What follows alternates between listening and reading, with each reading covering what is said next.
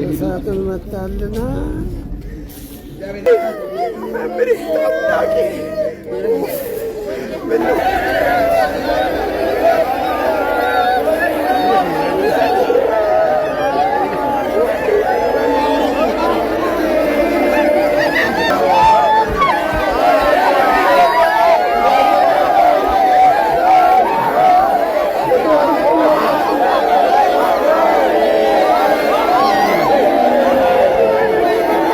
በመቅደሱ ኖሮ እያገለገለ በቅዳሴው መሃል ተንስኡ እያለ በኪዳኑ ማሌት ጨለማን ሊያነጋ በጸሎት ህላዌ ምእመኑን ሲያተጋ ወደ ምስራቅ ቆሞ ፀሐይን ፍለጋ አይኑን እንዳነሳ ወደ አልፋ ኦሜጋ በእጁ የጨበጠው ጧፍ እየነደደ በጌታ ነውና ቀን የተወደደ ድንገት ሳናስበው ይኸው ጥሎን ሄደ። ለእናት ለቤተሰብ ሐዘን ማቅለያ ኩራትን ለምለመ ማኅፀንን መመልከቻ ከዚህ የበለጠ ምን አለ? ሕዝብ ነጭ ለብሶ ግልብጥ ብሎ ወጣ። አዲስ አበባም ለመጀመሪያ ጊዜ በሐዘን ነጭ ለበሰች። መምህር ዲያቆን ዘላለም ወንድሙ ሥርዓተ ቀብር ተፈጸመ። መምህር ዘላለም ታክሞ መዳን ይችል ነበር። ነገር ግን በዓለም መቆየትን አልፈለገም። ወደ አባቱ እቅፍ መሄድን ናፈቀ። በመጨረሻ ሰዓቱ ሆስፒታል ውስጥ የጠየቀው ነገርም ገላዬን እጠቡኝ የሚል ነበር። መምህር ዘላለም የሕክምና ክትትል ቢያደርግ እንደ ማንኛውም ሰው መኖር ይችል ነበር። አንድም ቀን ወደ ሆስፒታል ሄዶ ለመታከም አልፈለገም። በስተመጨረሻ ሰዓቱም ወደ ሆስፒታል ሄደው አይኔን አመመኝ ብሎ ነበር። ሁሉም እጅግ አለቀሱ። ጳውሎስንም አንገቱን አቅፈው ይስሙት ነበር። ይልቁንም ከእንግዲህ ወዲህ ፊቴን አታዩም ስላላቸው ነገር እጅግ አዘኑ። እስከ መርከብም ድረስ ሸኙት። መምህር ዘላለም ወንድሙ ወልደ ሰማዕት የከተማው መናኝ ሕዝቡ እስከ ቅድስት ሥላሴ ድረስ አስክሬኑን ሸኘ፣ ቀበረው። የባህታዊው የምድር ቆይታም ተፈጸመ። መጋቢ የለ፣ ሊቀ ሊቃውንት የለ፣ ልሳነ ጳውሎስ የለ፣ በኩረ ምናምን የለ። መምህር ዘላለም በቃ የስም ጋጋታ ሳያስፈልገው ሰርቶ ያለፈ ውድ መምህር ሥርዓተ ቀብሩ በቅድስት ሥላሴ ካቴድራል በሕዝብ አጀብ ተፈጸመ። አዲስ አበባ ከዚህ በፊት ይህን አይነት በነጭ ልብስ የታጀበ ምዕመን የተመለከተችው ለአላፋት ዝማሬ ነበር።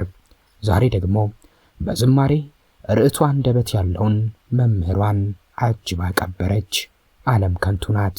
ነገር ግን ሩጫዬን በጌታ ከኢየሱስ የተቀበልሁትን አገልግሎት እርሱን የእግዚአብሔር ጸጋ ወንጌልን መመስከር ፈጽም ዘንድ ነፍሴን በእኔ ዘንድ እንደማትከበር እንደ ከንቱ ነገር ቆጥራለሁ የሚለውን ቃል የኖረው መምህር ዘላለም ወንድሙ የምድር ቆይታውን ሳያባክን ወደ አምላኩ ተሸኘ።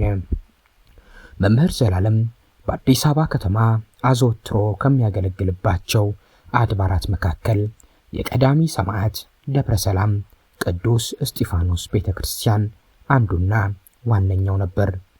በቀደመው ጊዜ በቅዱስ እስጢፋኖስ ቤተክርስቲያን የሰኞ ዕለት የሰርክ ጉባኤ ወንጌል የሚያስተምረው እርሱ ነበር። በኋላ ላይ ግን በአገልግሎት መብዛት የተነሳ የጊዜ መጣበብ ሲገጥመው በወር አንድ ጊዜ በቅዱስ እስጢፋኖስ ወርሃዊ በዓል በአውደ ምሕረቱ ለወንጌል አገልግሎት አይቀርም ነበር። ታዲያ በወቅቱ በሙስና፣ ጉጠኝነት፣ ሌብነት በየአድባራቱ በየገዳማቱ የገነነበት ጊዜ ነበርና መምህር ዘላለም ይህንን የሥነ ምግባር ዝቅጠት፣ የሞራል ንቅዘት እያነሳ አብዝቶ ተግሣጽ አዘል ትምህርትን ይሰጥ ነበር። አንድ ወቅት ላይ ታዲያ ቅዱስ እስጢፋኖስ ቤተክርስቲያን የመምህር ዘላለምን ስብከት ያደመጠ ሰው በመገረም ለጓደኞቹ እንዲህ አለ። ዘላለም እንደ ቀድሞ የወንጌል አርበኛ የሆኑ አባቶቻችን ለሰው ፊት የማያደላ መምህር ወመገሰጽ የሆነ ሰባኪ ወንጌል ነው። ካስተማሩ አይቀርማ እንዲህ ነው። ግን ዘላለም እነዚህ ሰዎችን አይፈራም ማለት ነው እንዴ?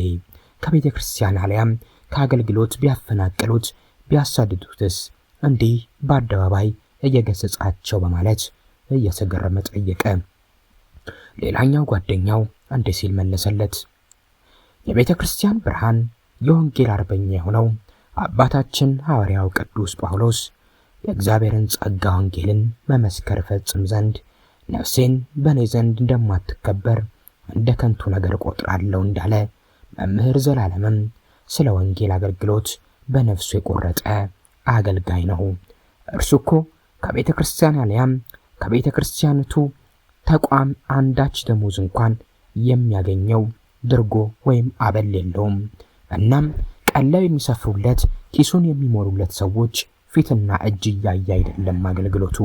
እርሱ ወንጌልን በጓዳ በእልፍኝና በአደባባይ እንደሚያሽቃቅጡት እንደ አንዳንዶቹ የዘመናችን ምንደኞች አይነት አገልጋይ አይደለም። የእርሱ የአገልግሎት ማዕከል ጌታችንና መድኃኒታችን ኢየሱስ ክርስቶስ መስቀሉ ቅድስት ቤተ ክርስቲያን ናት በማለት ስለ መምህር ዘላለም ምስክርነቱን ሰጠው። በእውነትም መምህር ዘላለም በቃልም በተግባርም በሕይወቱ ወንጌልን ሰብኮ ያለፈ ለአምላኩ የታመነ አገልጋይ ነው።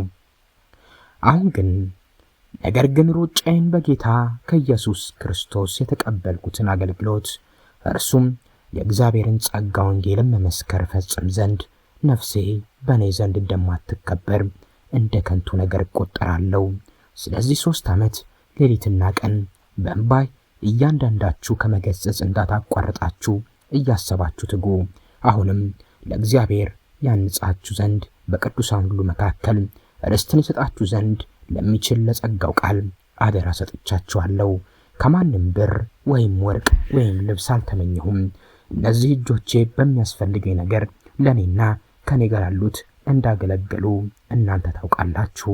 እንዲሁ እየደከማችሁ ደዌዎችን ልትረዱና እርሱ ራሱ ከሚቀጥል ይልቅ የሚሰጥ ብፁዕ ነው እንዳለ የጌታን ኢየሱስ ቃል ልታስቡ ይገባችሁ ዘንድ በሁሉ አሳየኋችሁ። ይህንንም ብሎ ተንበርክኮ ከሁላቸውም ጋር ጸለየ እንደሚለው የኖረ ነው መምህር ዘላለም ወንድሙ። ስለ መምህር ዘላለም ወንድሙ ያልተወሩ በርካታ ጉዳዮች አሉ። በርካታ ነገሮች መባል ይችላሉ። ዛሬ ግን ስለ ሥርዓተ ቀብሩ አነሳንና ይህንን በተለይም የሕዝብ ፍቅር፣ የወንጌል ፍቅር፣ የኢትዮጵያ ኦርቶዶክስ ተዋሕዶ ወንጌልን አትሰብክም የሚለውን ፎሪሽ ያደረገ ድንቅ የምዕመናን ፍቅር በመምህር ዘላለም ወንድሙ የቀብር ስነ ስርዓት ላይ ተመለከትን። ከቦሌ ዓለም አቀፍ አውሮፕላን ጣቢያ ጀምሮ እስከ ቦሌ መድኃኔዓለም ቤተክርስቲያን፣ መስቀል አደባባይ፣ ቅድስት ሥላሴ ካቴድራል ይህ ሁሉ የሕዝብ ፍቅር፣ ይህ ሁሉ የዳነ ነፍስ፣ ይህ ሁሉ በትምህርቱ አይምሮውን ያደሰ ልቡን የፈወሰ በርካታ የሕይወት ትምህርቶችን የወሰደ ምዕመን መምህሩን በመጨረሻው ሰዓት አልረሳም። እሱ እንዳለው በእናቱ ፊት ይህንን ድንቅ ፍቅር እያስመለከተ በዝማሬ በእልልታ በአጀብ በነጭ ልብስ መምህሩን አስክሬኑን ወደ መንበረ ጸባዖት ቅድስት ሥላሴ ካቴድራል ሸኝቶ በዚያው ሥርዓተ ቀብሩን ፈጸመ። መምህር ዘላለም ወንድሙ ነፍሱን በአጸደ ገነት ያኑርልን።